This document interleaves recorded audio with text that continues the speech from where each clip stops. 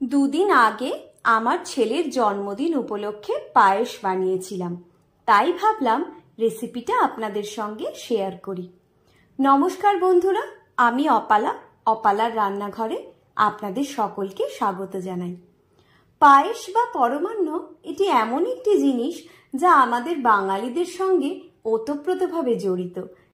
দুধ, চাল আর মিষ্টির সঠিক পরিমাপ সহ এই পায়েসই আজ আমি আপনাদের বানিয়ে দেখাবো। তাহলে চলুন দেরি না করে রেসিপিটা দেখে নিই। পায়েসটা বানানোর জন্য এখানে আমি 2.5 লিটার দুধ নিয়েছি। যেমনটা আপনারা দেখতে পাচ্ছেন, এখানে কিন্তু আমি কোনো ফুল ক্রিম দুধ ইউজ করিনি, আমি এখানে টোন্ড মিল্কটাই ব্যবহার করেছি। গ্যাসের ফ্লেমকে মিডিয়ামে রেখে আমি দুধটাকে প্রথমে জাল দিয়ে নিচ্ছি। যতক্ষণ দুধটা জাল দেয়া হচ্ছে ততক্ষণ একটু চালটাকে আমি মেপে নিয়ে নিচ্ছি। এখানে আমি প্রত্যেক 500 ml পিছু 25 গ্রাম করে চাল নিচ্ছি। গোবিন্দভোগ চাল, অর্থাৎ 125 গ্রাম টোটাল গোবিন্দভোগ চাল আমি নিয়েছি। প্রথমেই চালটাকে ভালোভাবে ধুয়ে নিচ্ছি। চালটা পরিষ্কার করে ধুয়ে নেওয়ার পর জল ঝরিয়ে একটা থালার মধ্যে ছড়িয়ে এটাকে আমি একটু শুকোতে দিচ্ছি ফ্যানের নিচে। এদিকে দুধটা আমার একবার ফুটে গিয়েছে। এবার এখান থেকে কিছুটা দুধ একটা বাটিতে আমি তুলে রেখে দিচ্ছি। বাটিতে নেওয়া দুধটা একটু ঠান্ডা করে নিয়ে এর মধ্যে আমি মিল্ক পাউডার দিয়ে দেব। তার জন্য এখানে আমি মিল্ক পাউডার নিয়ে নিচ্ছি।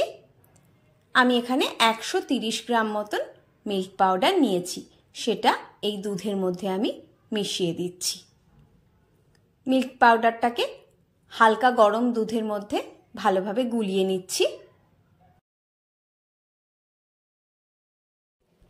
এতক্ষণে ধুয়ে নেওয়া চালটা একদম শুকিয়ে গিয়েছে।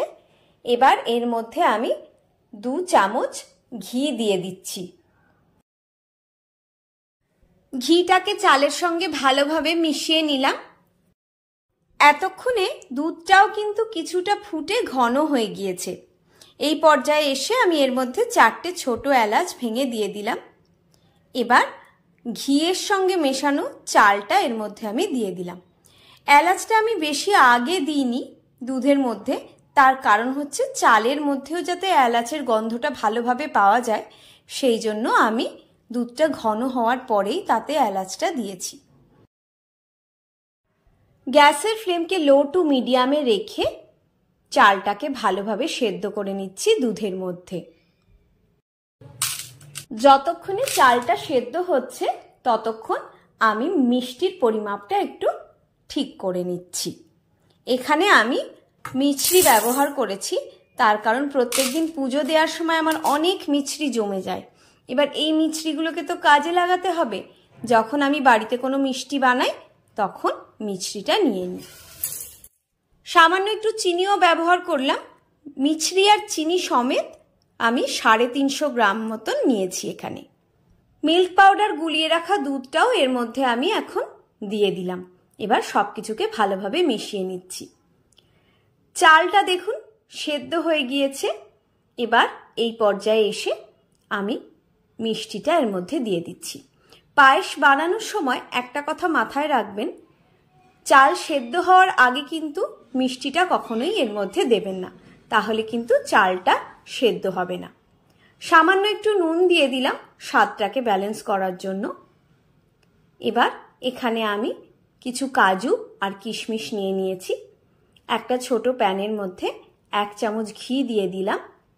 ঘিটা গরম হয়ে গলে যাওয়ার পর এর মধ্যে আমি 2টো তেজপাতা দিয়ে দিচ্ছি।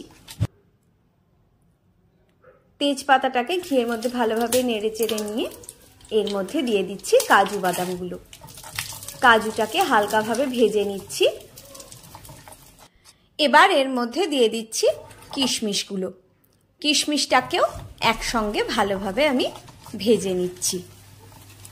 এবার এই ভেজে নেওয়া কাজু, কিশমিশ আর তেজপাতাটা আমি পায়েসের মধ্যে দিয়ে দিচ্ছি।